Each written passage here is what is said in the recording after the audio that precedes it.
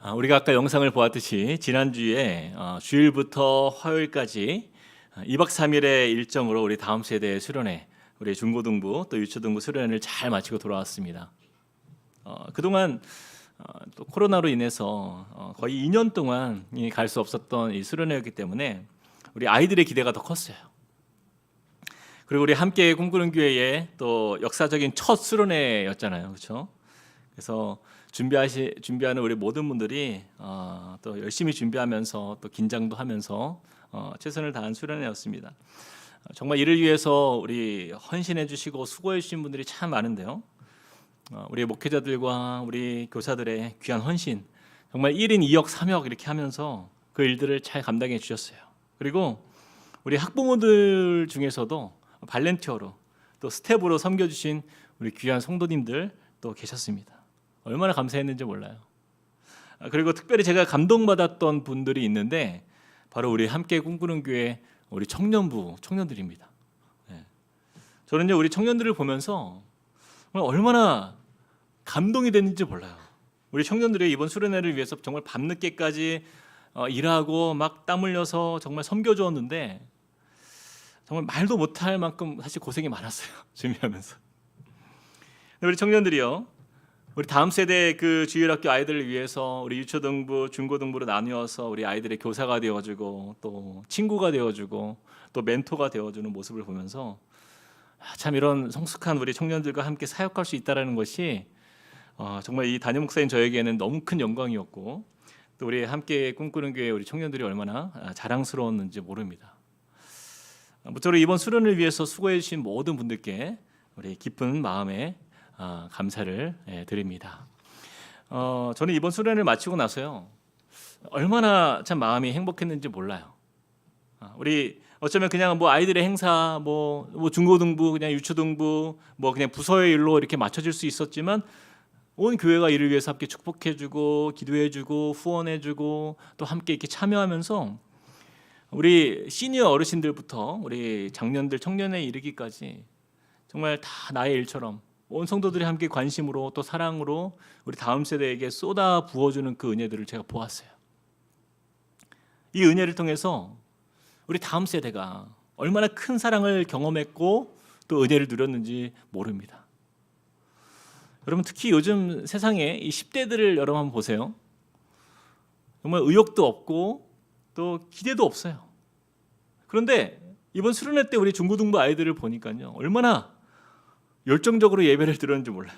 아까 영상 보셨죠? 막 뛰면서 찬양하고 서로 막 손을 얹고 축복해주고 기도해주고 함께 하나가 되는 그런 정말 은혜의 시간이었어요. 어떤 한 중고등부 우리 학생은요 수련회 가는 날까지 수련회 안 간다고, 가기 싫다고 그렇게 막 그랬는데 이제 뭐 부모님이 가라고 하니까 이제 억지로 온 거예요. 왔는데 이제 막상 또 마칠 때가 되니까 수련회가 왜 이렇게 짧냐고 더 길게 할 수 없냐고 집에 와서도 교회 가고 싶다고 그런 이야기를 했다라는 거예요. 여러분 이런 변화를 어디서 경험할 수 있습니까? 그렇죠? 이 우리 아이들이요 이렇게 변해가는 거예요. 이렇게 자라가는 거예요. 그리고 우리 유초등부에 저희 첫째 아들이 1학년으로 있는데 제가 물어봤어요. 요래 이번 수련회 때 뭐가 제일 좋았어? 하고 물어봤어요. 뭐 사실 물어볼 때 뭐 큰 기대가 없었어요. 뭐 그냥 간식이 맛있었다라고 얘기하든지 뭐 치킨이나 뭐 피자가 맛있었어요 이렇게 얘기할 줄 알았거든요. 아니면 뭐 수영이 좋았어요. 친구들하고 노는 게 좋았어요. 근데 아무것도 모를 것 같은 1학년짜리가 저녁 기도회가 제일 좋았다는 거예요. 이건 있을 수가 없는 일입니다. 아니 제가 우리 아이를 잘 알잖아요. 얘가 저랑 같이 기도할 때는 1분을 못 견뎌요. 막 몸을 비틀고 막 얼마나 힘들어하는지 몰라요. 그런데 뭐 수련회 때 기도회가 1시간씩 했거든요. 아이들이 유초등부 아이들이. 근데 그 시간이 가장 좋았다는. 이 수련회를 통해서 얻은 이 영적인 열매가 얼마나 풍성했는지 정말 감사한 시간이었어요. 특별히 이번 수련회가 우리에게 또 더 좋았던 거는 뭐냐면 우리 교회가 이렇게 개척이 되고 세워질 때에 아이들은요 선택의 여지가 별로 없어요. 그냥 엄마 아빠가 가자고 하니까 따라온 애들이에요 다. 그냥 뭐 여기가 자기네들이 무슨 뭐 막 컴퓨터로 알아보고 막 교회가 어디가 좋은지 알아보고 이렇게 온 애들이 누가 있어요? 다 부모님 따라서 온 거잖아요. 그러니까 이 교회는 누구의 교회예요? 아빠 엄마 교회예요. 우리 어른들의 교회예요. 근데 이번 수련회를 통해서 우리 아이들이요, 내 교회가 됐어요. 우리 교회. 그게 가장 저한테는 큰 감동이었어요. 이 아이들이 여기에서 마음껏 우리 교회구나, 이 마음을 가지고 자라가고 배워가고 성장해 가면 분명히 하나님께서 이 아이들에게 참 아름다운 신앙의 유산을 잘 물려줄 수 있겠다, 그런 기대감이 컸습니다. 특별히 이번 수련회 때 인상적인 시간이 하나 있었는데, 우리 유초등부 우리 수련회의 마지막 날 마지막 순서였어요. 그때 이제 골판지 간증이라는 이제 시간이 있었어요. 근데 수련회 전에 나의 모습과 수련회 이후에 나의 모습, 변화된 나의 모습이라는 주제를 가지고 이 아이들이 종이에다가 이제 자신의 고백에 담아서 글을 써가지고 발표하는 거예요. 그런데 이제 유초등부를 담당하는 윤주원 목사님도 이 시간을 준비하면서 기대가 없었어요. 사실은 큰 기대가 없었어요. 과연 아이들이 몇 명이나 나와서 발표를 할까? 뭐 아이들이 이 시간을 좀 지루해하면 어떻게 하나? 여러 가지 걱정과 좀 불안한 마음으로 이제 그 시간이 시작되었는데, 여러분 예상 밖으로 우리 아이들이요, 얼마나 자기의 마음을 잘 나눠주는지 몰랐어요. 시간이 모자르더라고요. 그 아이들이 거의 다 나와가지고 발표를 다 했습니다. 수련회 전에는 남들과 비교하며 지냈지만 이제 수련회를 마치고 이제는 비교하지 않을 거예요. 수련회 전에는 믿음이 뭔지 잘 몰랐지만 수련회를 통해서 믿음을 가지게 되었다는 아이들도 있고요. 또 수련회 전에는 내가 게임에 빠져 있었는데 이제는 게임 조금만 할 거예요, 이렇게 결단하는 아이들도 있었고요. 또 어떤 아이들은 형제가 와가지고 사이가 안 좋았는데 와가지고 들어갈 때도 별로 얼굴은 좋아 보이진 않았지만 그래도 형제는 형제끼리 또 자매는 자매끼리 아이들이 또 이렇게 서로 화해하고 또 마음이 열리고 그런 시간들도 보았던 것 같아요. 저는 이번 수련회를 기준으로 우리 아이들이 수련회 전과 수련회 후에 달라진 아이들의 모습을 보면서 분기점에 대한 생각을 해봤습니다. 분기점. 이것이 바로 예수 안에서 믿음을 가진 성도들에게 나타나는 중요한 사실이구나라는 거예요. 근데 여러분, 세상을 살아가는 우리에게도 잘 보면요, 이 분기점이라는 게 있어요. 그렇죠? 역사를 우리가 좀 보면 우리가 잘 알다시피 세계 역사의 기준이 누구입니까? 제가 모르실까 봐 좀 알려드릴게요. 예수님입니다. 여러분, 이 세계의 역사를 어떻게 보고 있죠? 예수님의 오시기 전, 그리고 오신 이후. 그래서 우리가 영어로 BC, 그다음에 이제 AD로 이렇게 나누잖아요. 그렇죠? BC는 뭐예요? Before Christ. 네, 화면에 한번 글씨 한번 올려주시겠습니까? 그리고 이 Before Christ는 그리스도 이전이에요. 그리스도 이전. 그다음에 AD는 뭐예요? AD가 조금 어렵죠? 이건 영어가 아닙니다, 여러분. AD는 영어가 아니고요, 라틴어예요. 안노 도미니. 주님의 해요. 안노는 해라는 뜻이고 연, 이어라는 뜻이고, 도미니는 주님이라는 뜻이에요. 예수님을 의미합니다. 그래서 주님이 태어나신 해. 그래서 우리가 살면서 인식하든 인식을 못하든 간에 이 세상은요, 예수 그리스도를 중심으로 그리스도 이전과 이후로 나뉜다는 것을 우리가 기억해 볼 필요가 있어요. 근데 이것이 우리 개인의 인생에도 얼마나 중요하게 작용되는 부분인지 모릅니다. 예수 그리스도의 이전과 예수 그리스도 이전의 나의 인생과 예수 그리스도를 만난 나의 인생이 분명히 달라졌다라는 거죠. 그것이 오늘 우리가 읽은 이 본문 말씀에도 고스란히 나타나고 있어요. 오늘 말씀에서 우리 여러 구절을 읽었는데 13절 말씀이 기준이 되어서 예수 그리스도를 만나기 전에 우리의 모습과 또 13절 이후에 나타나는 예수 그리스도를 만난 이후에 우리의 모습이 이렇게 나뉘는 것을 보게 돼요. 우리 13절을 같이 한번 읽어봅시다. 시작. 이제는 전에 멀리 있던 너희가 그리스도 예수 안에서 그리스도의 피로 가까워졌느니라. 예수를 믿기 전에는 멀리 있던 우리가 예수 안에서 이제는 어떻게 됐다고요? 가까워졌다라는 거예요. 저와 여러분의 인생의 기준은요, 바로 예수 그리스도입니다. 여러분 믿으십니까? 더 정확하게 이야기하면요, 예수의 피예요. 십자가의 보혈이에요. 그 피로, 그 십자가 사건으로 인해서 내 죄가 씻음받고 하나님의 자녀가 되었는가? 아니면 그 십자가의 보혈이 나와 상관없이 하나님 그것이 하나의 어떤 역사에 기록된 사건으로 우리가 보는가? 바로 여기에 그 인생은요, 달라진다는 거예요. 저와 여러분 같이 우리 믿음 안에서 거하는 예수 안에 있는 우리의 인생은요, 이것이 우리 인생에 있어서 가장 중요한 분기점이며 또 인생이 뒤바뀐 놀라운 변화가 우리 안에 있다라는 것을 우리가 보아야 된다는 거예요. 그래서 먼저 우리 개인의 인생에서의 BC, 우리 개인의 인생에서의 Before Christ, 그리스도 예수 밖에 거하던 우리의 인생은 어떤 인생이었는가? 우리 12절 말씀을 우리 같이 한번 읽겠습니다. 함께 읽겠습니다. 시작. 그때 너희는 그리스도 밖에 있었고 이스라엘 나라 밖의 사람이라. 약속의 언약들에 대하여는 외인이요 세상에서 소망이 없고 하나님도 없는 자이더니.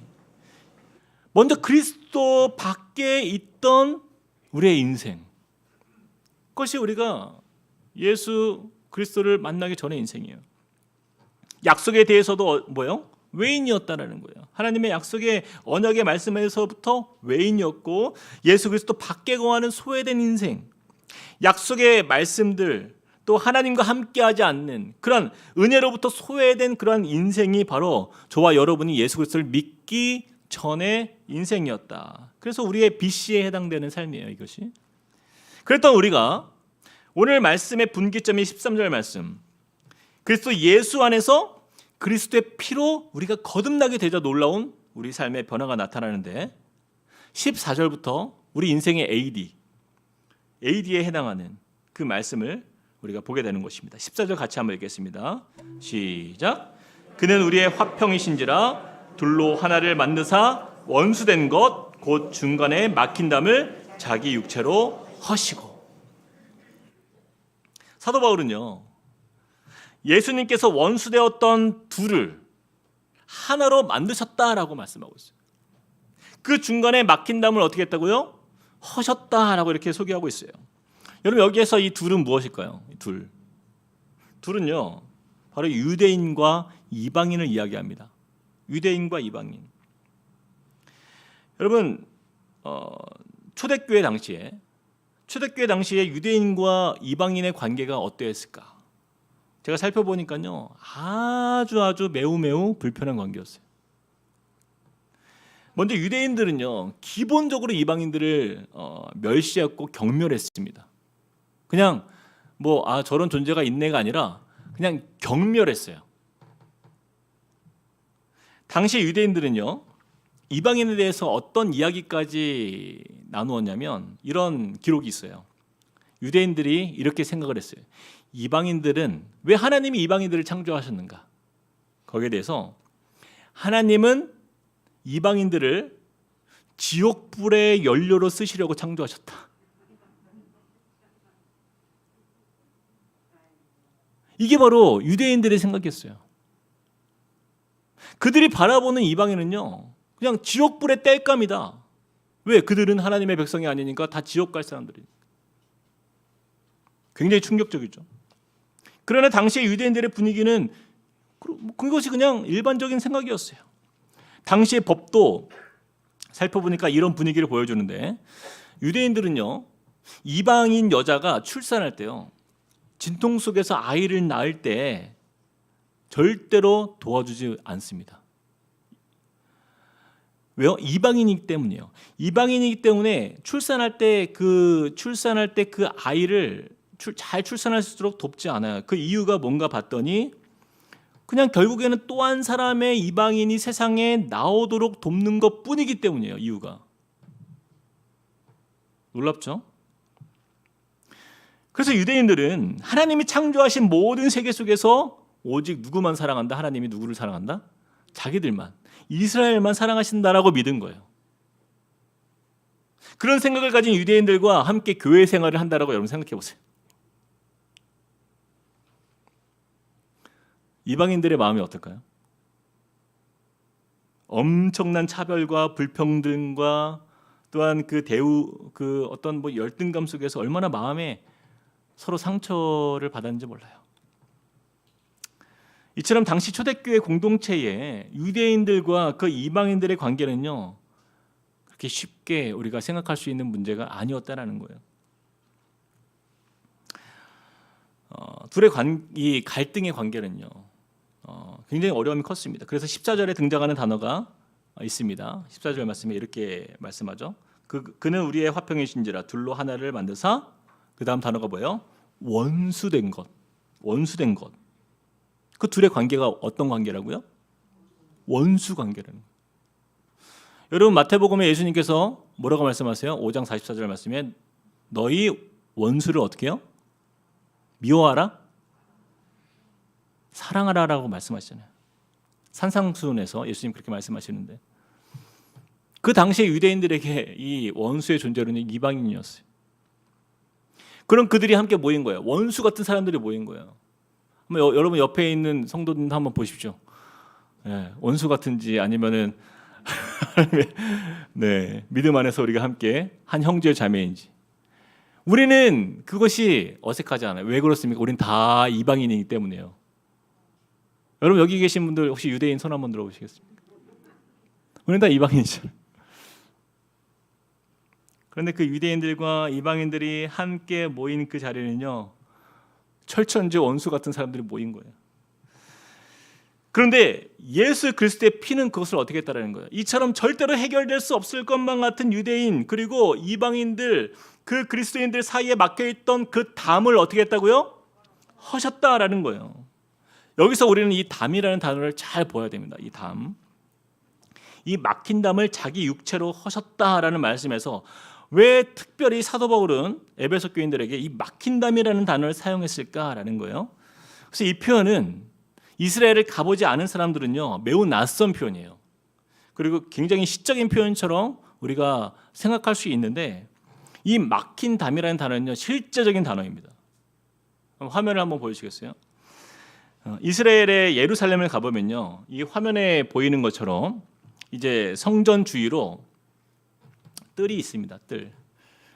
뜰이 있는데, 이 성전 안쪽에, 저 건물 안에 있는 건물 안쪽에는 제사장의 뜰이 있고요, 또 이스라엘의 뜰이 있어요. 남자들의 뜰이 있고요. 그 다음에 그 앞에는 여인들의 뜰이 있습니다.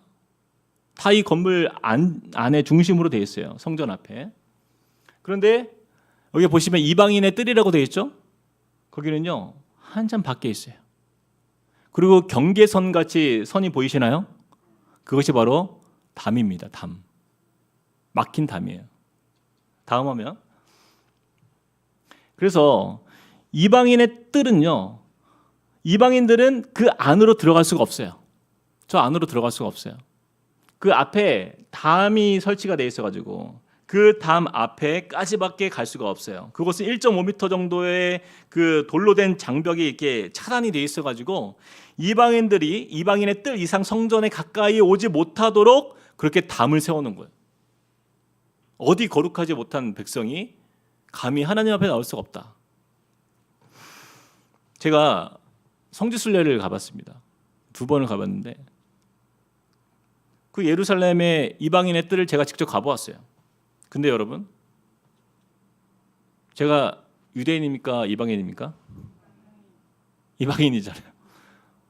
정말 서럽더라고요. 못 들어가게 하는 거예요.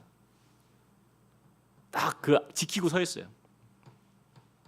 이스라엘 사람들이 볼 때는 제가 이방인이기 때문에 더 이상 못 들어옵니다. 지금도 거기에는 경고문이 붙어 있고 들어오지 못하도록 사람들이 지키고 서 있어요. 과거에 이방인이 만약에 그 담이 낮아요. 1.5m 정도니까. 거기를 이제 넘어서 들어간다라는 것은요, 그 당시에 유대인들은 그들을 처벌 대상으로 여겼어요. 그래서 성전의 그 막힌 담, 그 이방인의 뜰에 있는 그 담은요, 그들에게 사형할 수 있는, 처형할 수 있는 그러한 법적인 요소가 있었습니다. 당시에는 실제로 사형에 처했다고 해요. 기록에 보면. 이게 뭐예요? 유대인과 이방인 사이에 존재했던 그들의 적나라한 그 현실을 보여주는 거예요. 철저하게 구분되어 있는 그 막힌 담이라는 거죠. 그런 원수 같은 두 관계를 위해서 예수님께서 무엇을 하셨다라고 말씀합니까? 14절 말씀 다시 한번 읽겠습니다. 14절 시작. 그는 우리 화평이신지라 둘로 하나를 만드사 원수된 것 곧 중간에 막힌 담을 자기 육체로 하셨다라고 말씀하고 있어요. 예수 안에서 누구도 우리가 차별이나 불평등을 당해서는 안 된다라는 거예요.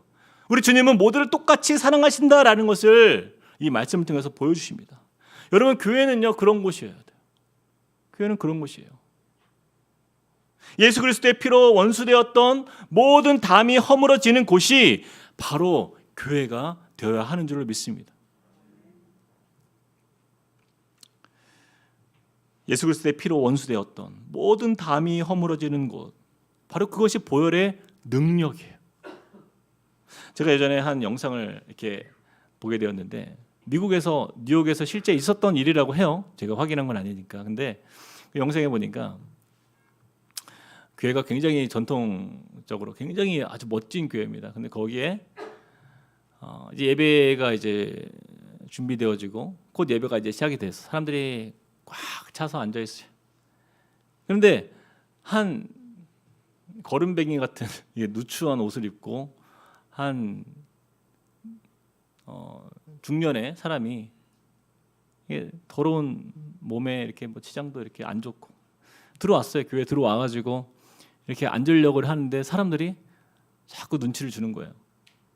그러면서 피하고 아무도 와서 안내를 안 해주고 도와주지도 않고. 얼마나 민망했겠어요, 그렇죠? 그냥 한쪽에 자리를 잡고 앉았어요. 사람들이 옆에서 이렇게 쳐다보죠. 다. 그런데 광고 시간이 되었습니다. 그러면서 광고를 하는 거예요. 오늘 새로 오신 담임 목사님이 오셨습니다. 나와주시죠. 그분이 그 자리에 일어나서 앞으로 나가는 거예요. 그분이 담임 목사님이었어요. 그 교회에 새로 부임한 담임 목사님이었습니다.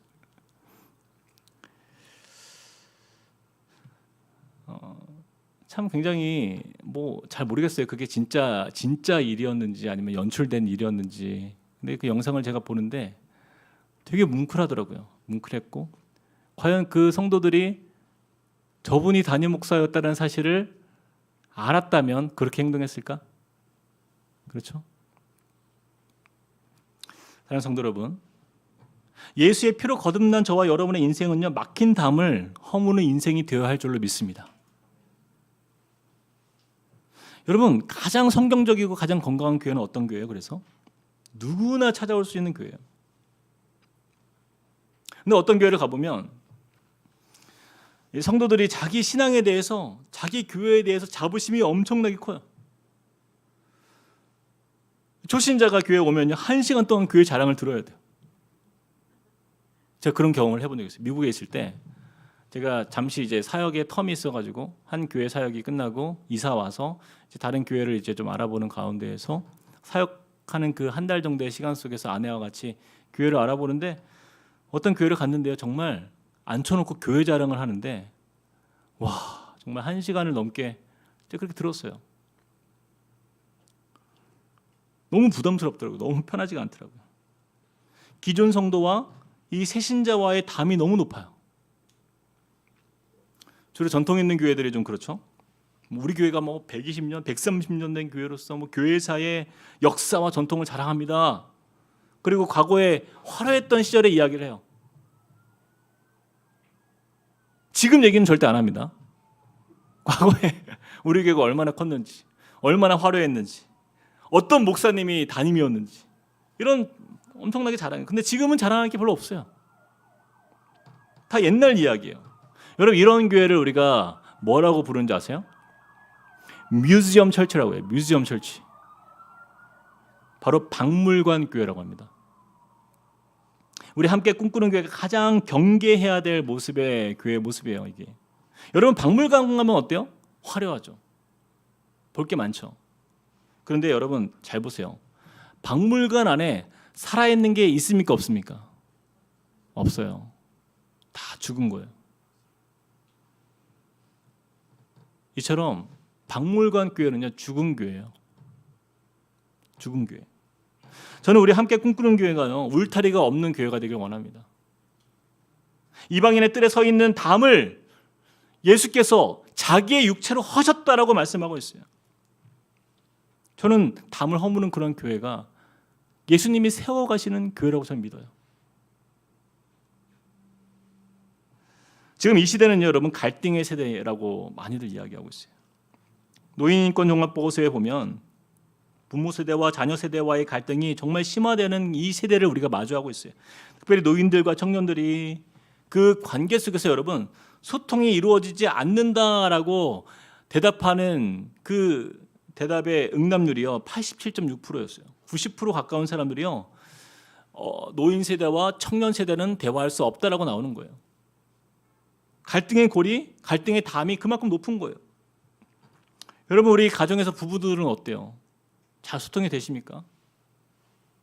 우리나라의 세 가정당 한 가정이 심각한 그 관계의 문제 때문에 그 담을 놓고 살아간대요. 기독교 인구는 이렇게 많아졌는데 왜 이 세상에 막힌 담은 더 높아지고 더 견고해지고 갈등은 더 심화되고 있는가? 우리는 이 질문에 대해서 우리 스스로에게 좀 던져볼 필요가 있어요. 어쩌면 저와 여러분은요, 이 초대교회에 나타났던 그 유대인들과 그 이방인들의 그 갈등 구조를요, 지금까지도 우리가 해결하지 못한 채 살아갈 수도 있다는 거예요. 그러나 사도 바울은 오늘 말씀을 통해서 우리에게 이렇게 이야기하고 있어요. 에베소서 2장 14절 말씀. 세번역 성경으로 우리 다시 한번 읽어보겠습니다. 세번역 성경으로 시작. 그리스도는 우리의 평화이십니다. 그리스도께서는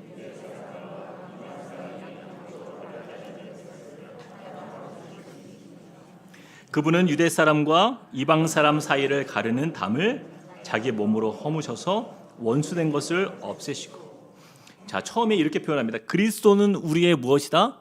화평이시라. 화평이시라. 그러나 여러분 이 화평은요 그냥 얻어진 화평이 아니다라는 거예요.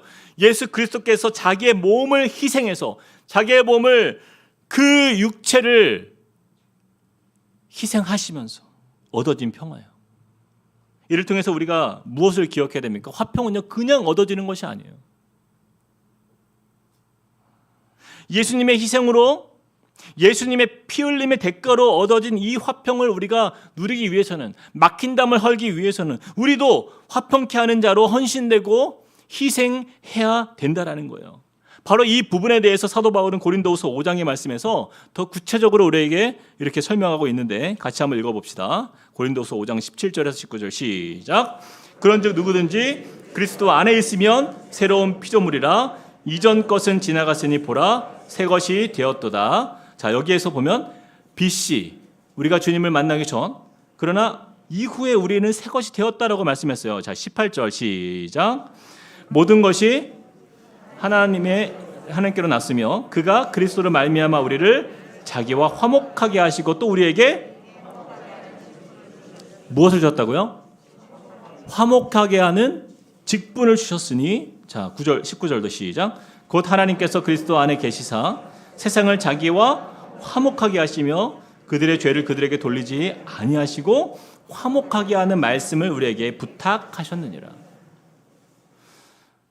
계속 반복되는 단어가 뭐예요? 화목이에요. 화목. 우리는 그리스도 안에서 새로운 피조물로 되었고 보라 이전 것은 지나갔으니 BC의 과거에 우리의 인생은 다 버리라는 거예요. 새 것이 되었는데 새 것이 된 인생에 가장 먼저 나타나는 현상이 뭐예요? 화목이라는 거예요. 화목. 그래서 우리에게 주신 직분이 뭐라고 나와요 여기에? 이거 잊어버리면 안 돼요. 자, 18절 말씀 다시. 화면을 한번 띄워주시죠. 자, 어떤 직분이라고요? 화목하게 하는 직분이다라는 거예요. 화목하게 하는 직분. 즉 화평케 하는 사람이 바로 그리스도로 보혈로 변화된 새 사람의 중요한 본분이다라는 것을 우리에게 보여주는 거예요. 우리는 절대 이것을 잊으면 안 돼요. 여러분 우리가 세상적인 교회의 직분인 어떤 그런 목사의 직분 저같이 또는 장로의 직분, 권사의 직분, 집사의 직분 이런 것에는 우리 성도들이 관심이 많아요. 제일 먼저 그 직분이 뭐예요? 물어보잖아요. 그러나 성경적으로 보면 우리 주님께서 저와 여러분 모두에게 주신 유일한 직분이 하나 있는데 그 직분이 어떤 직분이라는 거예요? 화목하게 하는 직분이다라는 거예요. 우리 이것을 꼭 기억해야 되는 거예요. 우리 옆 사람에게 이렇게 한번 인사해 봅시다. 우리의 직분은 화목하게 하는 성도입니다.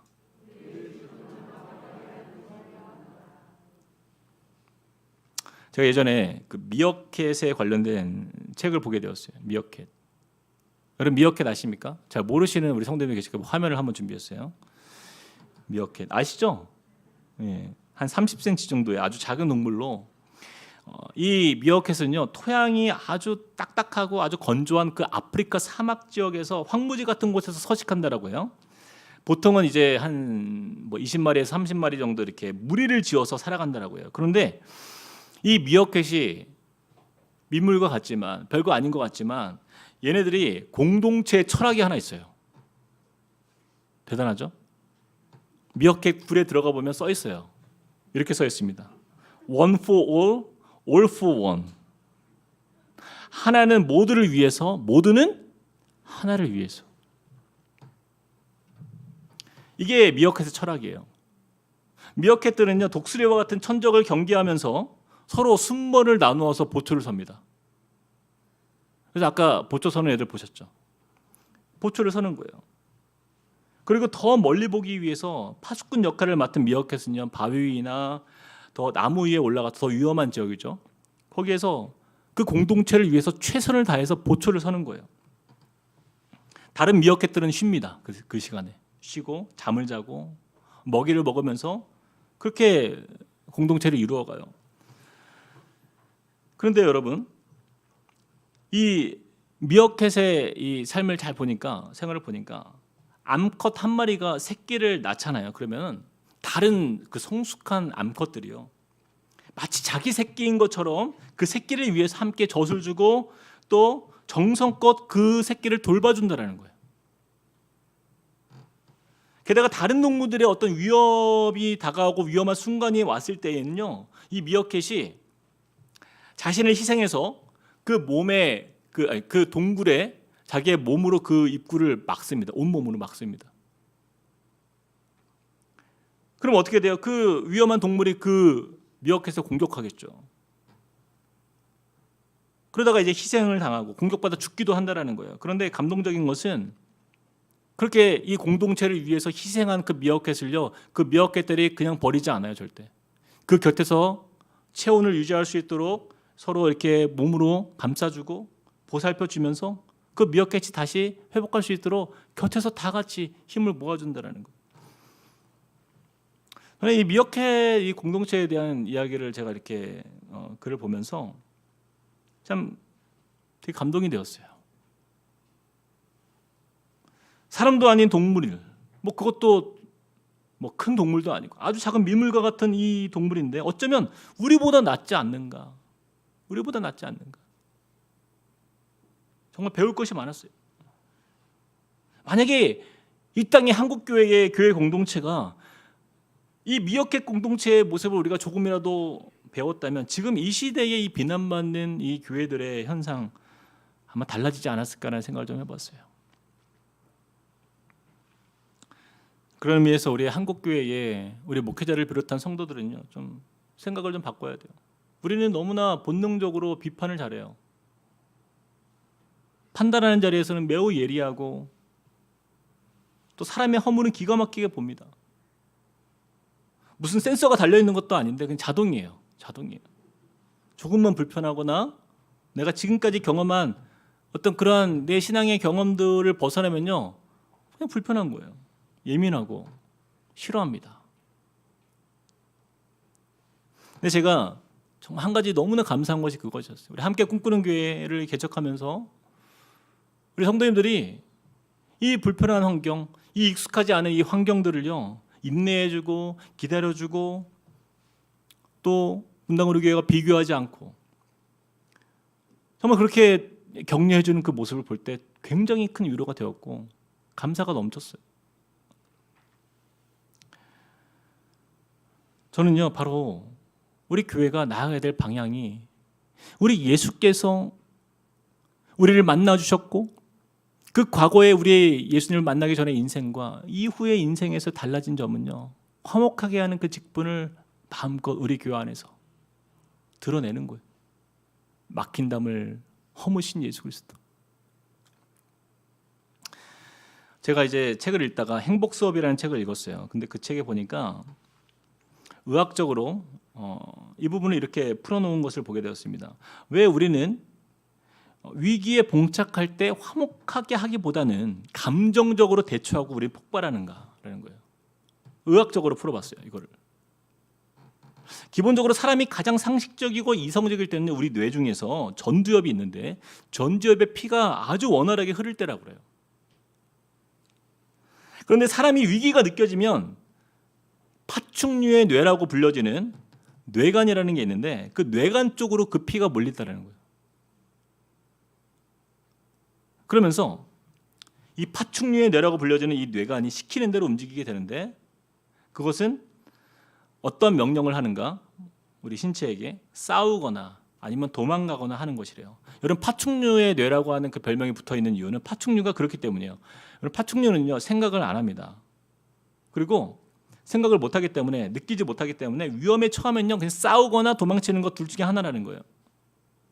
그러면 어려움이 닥치면 우리는 그럼 뇌관의 영향 때문에 그냥 그렇게 싸우거나 도망치는 두 가지밖에 없는가? 다른 해결책은 없는가? 글을 보니까요, 여러분 우리 뇌가 엄청 복잡하잖아요, 그렇죠? 복잡하죠? 네. 열어보진 않았지만 복잡하대요. 근데 다행히도 그 소뇌에 편도액이 그 센서 역할을 하고 있는데, 여러분 한 번은 들어보셨을 거예요. 해마라고 혹시 들어보셨나요? 해마? 우리 뇌에 해마라는 게 있는데 해마는 기억을 처리하는 역할이라고 그래요.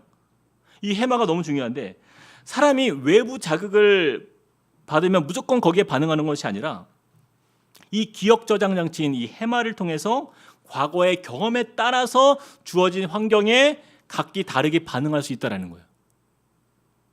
예를 들어서 한 집사님이 어렸을 때 개에게 물렸어요. 그래서 엄청나게 아파했던 경험이 있었다면 그 경험은요 기억 속에 저장이 되는 거죠. 그래서 나중에 컸는데도 불구하고 작은 개가 와가지고 옆에 와서 짖기만 하면 어때요? 깜짝 놀라는 거예요. 막 머리가 쭉 뼛서고 막 심장이 두근거려서 너무나 무서워하는 거예요. 그러나 반면에 어려서부터 개와 친구처럼 지낸, 그 가족처럼 지낸 한 집사님이 계시다면요, 그분은요 그 집에 똑같은 개를 만났을 때에 어땠을까요? 어떻게 반응할까요? 그 개를 반갑게 대하고 가서 쓰다듬어주면서 예뻐할 거예요. 그래서 우리의 이 뇌는요, 뇌의 기능보다도 우리의 반복되는 경험, 우리의 반복되는 그 경험이 우리의 반응을 새롭게 개선할 수 있다는 것이에요. 책을 읽으면서 정말 해마를 주신 하나님께 감사드립니다. 감사가 되었어요. 해마 어디 있는지 잘 모르겠어요. 이때요. 자, 그렇다면 우리의 숙제는 무엇이에요? 여러분의 숙제는 무엇이에요? 우리 교회 공동체 안에서 우리 성도들 사이에서 어떠한 경험을 앞으로 쌓아갈 것인가에 있다는 거예요. 화목하게 하는 직분으로 풍성한 교회는요, 다른 말로 표현하면 화목한 경험들이 많이 쌓이는 교회입니다. 화목한 추억들이 많이 쌓이는 교회라는 것이에요. 그래서 여러분, 우리가 그냥 주일날 그냥 뭐 조용히 왔다가 그냥 집에 돌아가면요, 교회에서 화목한 추억들을 많이 남기기가 어렵습니다. 이번에 우리 다음 세대 수련회에서 행복한 그 추억을 쌓고 돌아온 우리 자녀들처럼 이런 교회 안에서요, 여러 훈련의 자리, 또 봉사의 자리에서, 다락방의 자리에서 여러분 나오셔가지고 화목한 공동체의 경험을 우리가 쌓아가는 것이 중요하다라는 거예요. 여러분, 가정에서도 마찬가지입니다. 우리 자녀들에게 신앙을 가르칠 뿐만 아니라 무엇을 우리가 주어야 돼요? 화목한 가정의 추억을 쌓도록 많이 만들어줘야 돼요. 그래야만 예수 믿는 가정의 기쁨을 그들이 경험하고 얻을 수 있다는 거예요. 여러분, 우리 방황하는 다음 세대 자녀들 있잖아요. 이 자녀들이요, 여러분 너무 크게 걱정하지 마세요. 만약에 그들에게 우리 부모로서 우리가 정말 신앙의 아름다운 추억과 행복한 기억들, 좋은 그러한 이제 화목의 경험들을 우리 아이들에게 잘 선사한 부모는요, 그 아이가요 훗날에 반드시 교회로 돌아오게 돼 있어요. 근데 돌아오지 않는 아이들의 문제는요, 거기에 있어요. 화목한 경험을 누리지 못한 거예요. 기억 저장 장치에 그 화목한 경험이 없는 거예요. 그러니까 파충류의 뇌가 작용하는 거예요. 그러므로 우리 중에 누가 참 그리스도인인가? 라는 질문을 우리가 받게 된다면 그것은 신앙의 연륜이 아닙니다. 교회에서 받는 직분의 이름도 아니에요. 어떤 봉사를 하고 안 하고에 있지도 않아요. 바로 이 미어캣처럼 내 자신에게 맡겨진 화목하게 하는 직분을 잘 감당하고 있는가, 바로 여기에 있다라는 것입니다. 가정과 교회에서 내가 한 번 더 져주고, 내가 한 번 더 품고, 내가 한 번 더 손 내미는 것이 화목하게 하는 직분이에요. 여러분, 우리 주위를 볼 때요, 막힌 담이 보이십니까? 그렇다면요, 화목하게 하는 직분을 그것을 허무시길 축복드립니다. 특히 우리 남편들, 가정에서 나로 인하여서 우리 식구들이 화목을 경험하고 있는지, 아니면 나로 인하여서 가정이 긴장의 연속이고 갈등의 연속으로 일어나는지 우리 깊이 돌아봐야 돼요. 우리 아내분들 어떻습니까? 가정에서 나로 인해서 우리 가족들이 화해가 일어나고 회복이 일어나고 있는가? 아니면 나의 감정에 속아서 내가 비난하고 비판하고 혹은 내가 다른 어떤 관계들 속에서 이간질하고 있지는 않은가? 사단은요, 믿음의 공동체인 가정과 교회를 넘어뜨리려고 하는데 그 무너뜨리는 방법으로 어떤 거창한 방법들 사용하지 않습니다. 절대. 아주 간단해요. 서로 작은 것에 오해하게 하고, 서로 별거 아닌 것에 서운하게 하고, 사소한 일로 상처받게 해서 작은 틈을 노리고 그 틈을 벌리기 위해서 힘을 쓴다라는 거예요.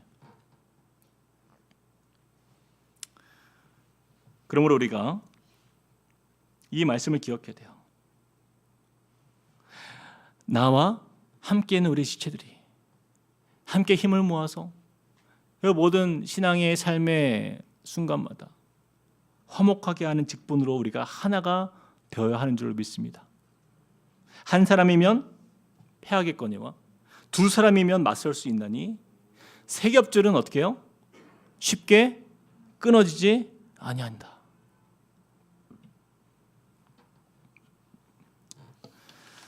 말씀을 마치면서요, 크리스천 다음이라는 책에 보니까 샌프란시스코의 금문교 이야기가 나오더라고요.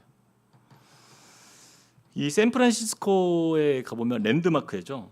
금문교가 있는데 미국 최초의 현수교라고 해요. 6차선의 아주 넓은 그 다리가 무려 2.8km, 다리 하나가 2.8km예요. 굉장히 길어요. 근데 매우 인상적인 부분이 뭐냐면 이 다리를 붙드는 철선이라고 합니다. 철선.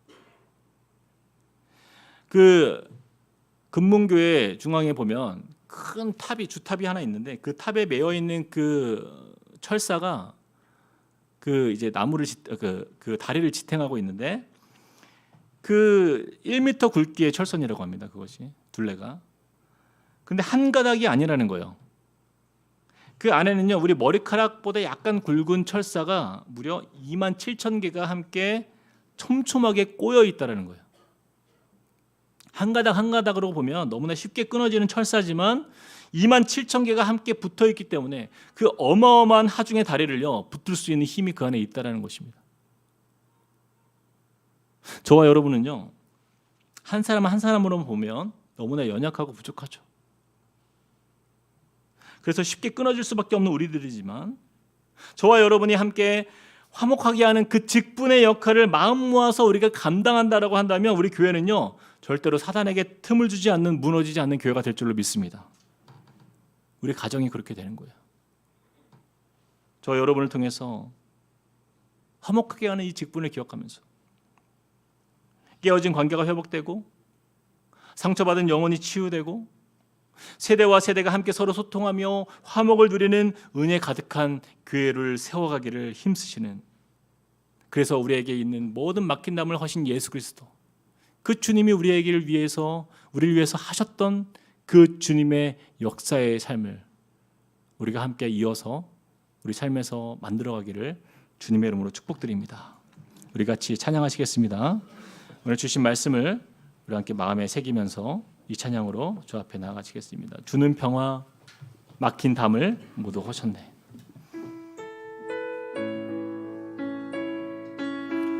주님께서 우리 공동체 위에 주신, 저와 여러분의 가정 위에 주신 하나님의 사랑의 말씀입니다. 주님 우리의 평화가 되십니다. 우리가 그렇게 살기를 소망합니다. 같이 찬양하시겠습니다. 주는 평화. 주는 평화 막힌 담을 모두 허셨네. 주는 평화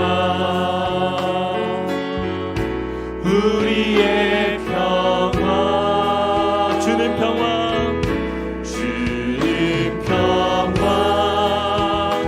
막힌 담을 모두 허셨네. 주는 평화 우리의 평화 우리의 평화. 염려다 맡기라 염려다 맡기라 주가 돌보시니. 주는 평화 우리의 평화. 염려가 맡기라 주가 돌보시니. 주는 평화 우리의 평화. 같이 한번 기도하시겠습니다. 예수께서 큰 소리를 지르시고 숨지시니라. 이에 성소 휘장이 위로부터 아래까지 찢어져 둘이 되니라. 그는 우리의 화평이신지라. 둘로 하나를 만드사 원수된 것 곧 중간에 막힌 담을 자기 육체로 허셨느니라. 예수께서 십자가에서 우리를 위해서 죽으시고 가장 먼저 나타난 역사가 바로 막힌 담이 허물어지고 막혀 있었던 휘장이 위로부터 아래까지 찢어진 역사인 줄 우리가 보게 됩니다. 이것이 바로 예수께서 우리에게 보이신 주님의 우리에게 보여주신 본이며 우리에게 그렇게 살라 말씀하시는 주님의 말씀입니다. 우리 시간에 같이 한번 기도할 때 하나님 화목하게 하는 직분을 우리에게 주셨음을 우리가 인정하며 고백합니다. 하나님 그 말씀을 따라서 우리 교회 공동체 안에서 또 가정에서 내 삶 속에서 우리 이웃들과 우리 친척들과 모든 만나는 이들과의 관계 안에서 나로 인하여서 그 자리가 화목하게 되는 역사를 일으키는 하나님의 사람 되게 하여 주시옵소서. 막힌 담을 과감하게 허물 수 있는 용기를 허락하여 주시고 하나님 이것이 우리의 삶의 본분임을 고백하면서 주님 말씀에 순종하며 살겠습니다.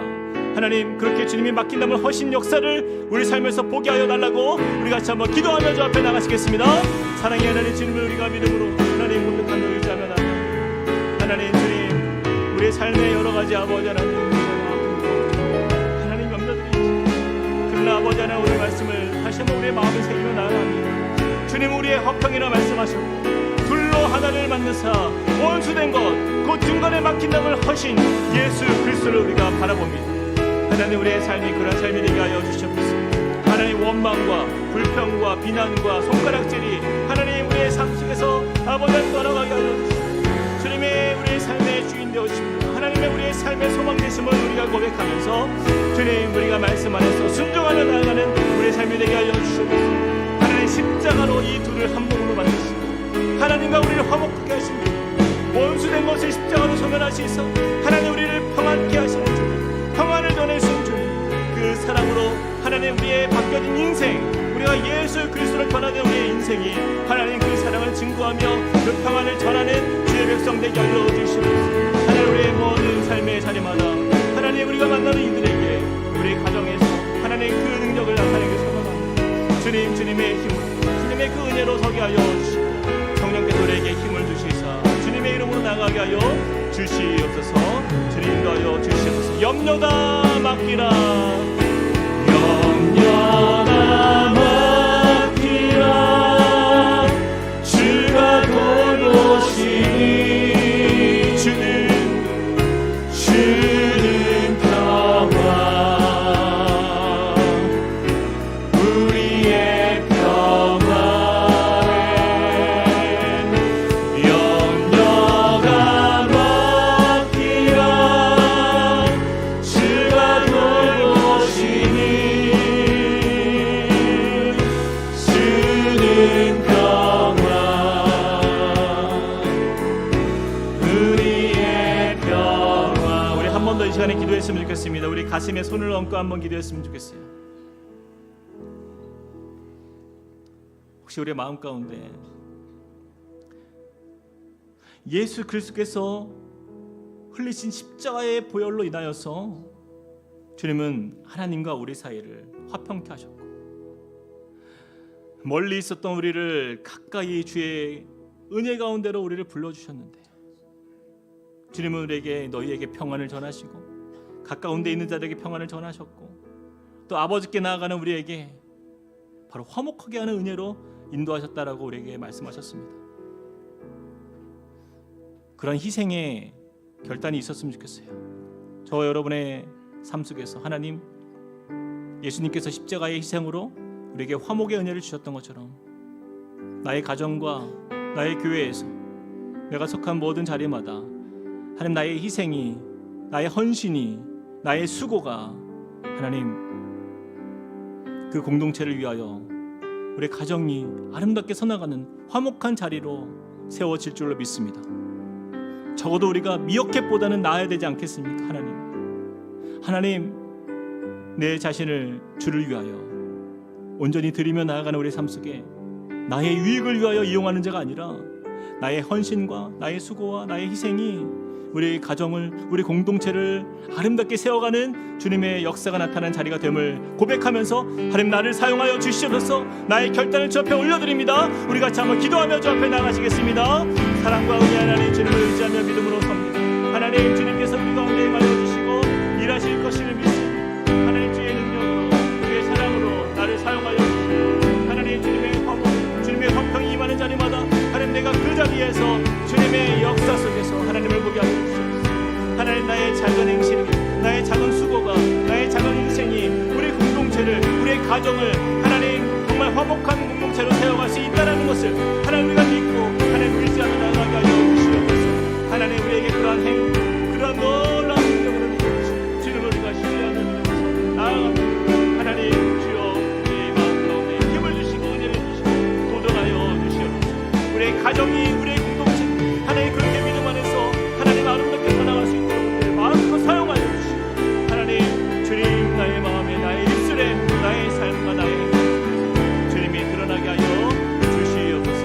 내 영혼의 그 길, 내 영혼의 그 길 깊은 데서 맑은 바람이 불려나네.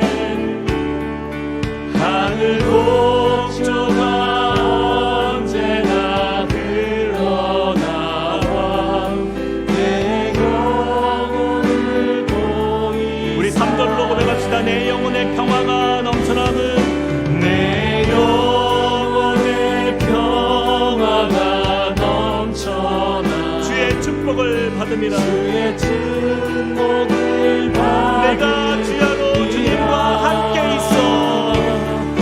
내가 주야로 주님과 함께 있어. 내 영혼이, 내 영혼. 우리 그 자리에 다 함께 일어나서 찬양합시다. 평화, 평화로다. 평화, 평화로다.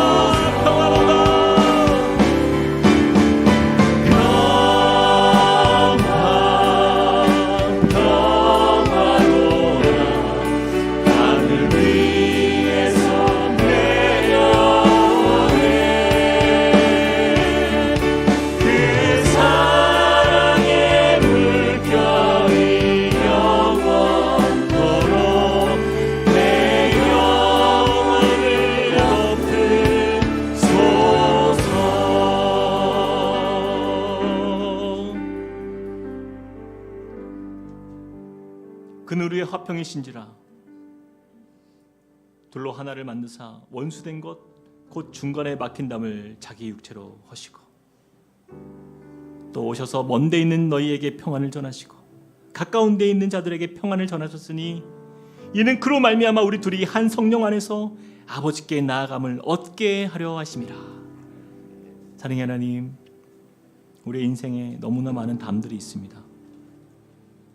우리가 주님을 사랑한다라고 하지만 주님이 허무신 그 담을 쌓고 있는 우리의 모습을 주님 용서하여 주시옵소서.